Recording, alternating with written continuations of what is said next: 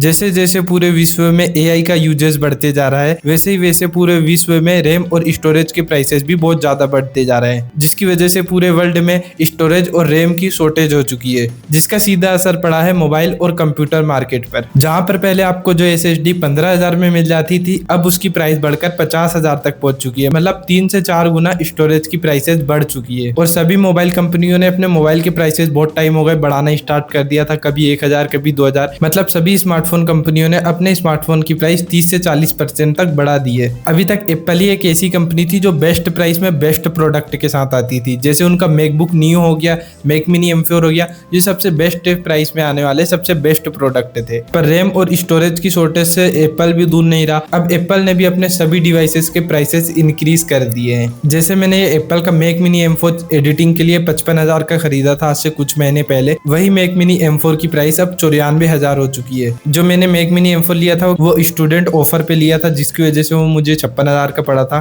मतलब उसकी पहले प्राइस 59,900 थी, पर अब 94,900 हो गई है। मतलब इसमें टोटल 35,000 रुपए इंक्रीज हुए। और यहाँ पर मैं आपको सभी के प्राइसेस बता देता हूँ कि कितने कितने इंक्रीज हुए। मैंने लिस्ट बनाई है। जैसे मैकबुक नहीं है जो आपको 69,900 का मिलता था, जो कि बेस्ट लैपटॉप या मैकबुक था इस प्राइस रेंज में, अब वो 79,900 का हो चुका है। मतलब टोटल 10,000 रुपए बढ़ चुके हैं। और इसी तरह सभी आईपैड के भी प्राइस बढ़ चुके हैं, जो कि मैं यहाँ पर आपको लगा दूंगा। पर अभी तक आईफोन के प्राइस एप्पल ने इंक्रीज नहीं किए। पर अगर ऐसे ही चलता रहा, एआई का लोग ज्यादा यूज करते रहे, वैसे ही वैसे रैम और स्टोरेज की प्राइसेस बढ़ेगी। और रैम और स्टोरेज की प्राइसेस बढ़ी तो बहुत ज्यादा चांस है कि एप्पल अपने आईफोन्स के भी प्राइसेस को इंक्रीज कर देगा। तो बहुत लोगों के मन में ये डाउट है कि एआई का स्टोरेज से क्या कनेक्शन है। तो आपको मैं सिंपल शब्दों में समझाता हूँ, जिससे नॉर्मल पर्सन भी इस चीज को बड़ी आसानी से समझ पाए। तो एक एग्जांपल के थ्रू समझाता हूँ कि मैं कुछ चैट जीपीटी से पूछ रहा हूँ, और या फिर इमेज जनरेट करवा रहा हूँ, या फिर उसे कुछ प्रॉम्प्ट जनरेट करने को बोलता हूँ। तो एआई जनरेट कैसे करता है, इमेज जनरेट कैसे करता है, या फिर आपको प्रॉम्प्ट जनरेट करके देता है, आपकी बातों का जवाब देता है। तो ये सब होता कैसे?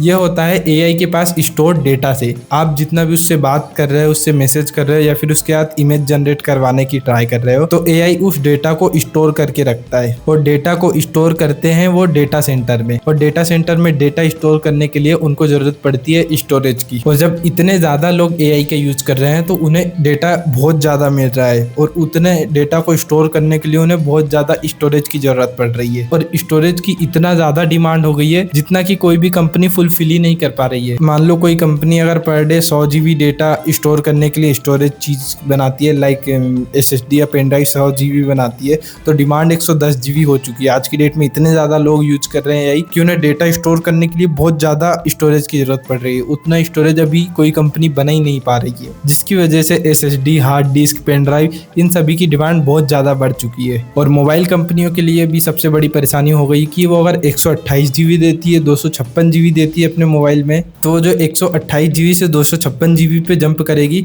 तो उन्हें बहुत ज्यादा पैसे लग रहे हैं। वो इतनी ज्यादा कॉस्ट हो रही है कि लोग मोबाइल ही परचेज ना करें। क्योंकि अगर आपका मान लो फोन 10,000 का मिल रहा था, कोई फोन 10,000 का था, तब उसमें 7,000 का तो स्टोरेज ही इंक्लूड हो गया, तो 10,000 का प्राइस बढ़ के 17,000 हो चुका है। क्योंकि 30-40% आराम से आपको स्टोरेज की प्राइसेस बढ़ चुकी है, क्योंकि स्टोरेज की प्राइसेस बहुत ज्यादा बढ़ चुकी है। यही कारण है कि एआई के यूजेस से स्टोरेज की प्राइस बढ़ रही है, और स्टोरेज की प्राइसेस बढ़ने की वजह से मोबाइल और कंप्यूटर की प्राइसेस बढ़ रही है। और एप्पल ने इसलिए अपने डिवाइसेस की प्राइस बढ़ा दी है। एप्पल की एक बात अच्छी थी कि वो बहुत टाइम से प्राइसेस इंक्रीज नहीं कर रही थी, वो सब कुछ मैनेज कर रही थी, पर अब वो मैनेज नहीं कर पा रही है।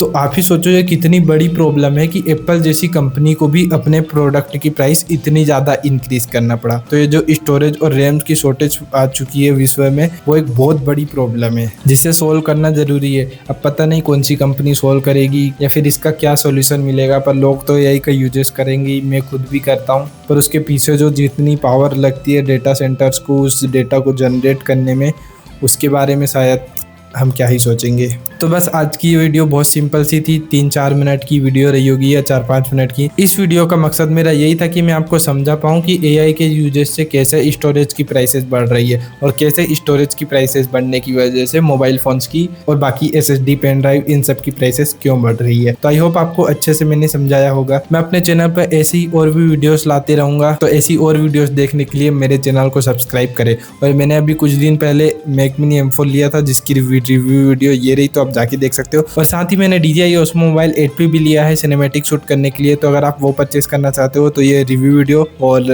उसका परचेज लिंक डिस्क्रिप्शन में, तो आप जाके परचेज भी कर सकते हो। और हम आपसे मिलते हैं नेक्स्ट वीडियो में, तब तक के लिए बाय बाय।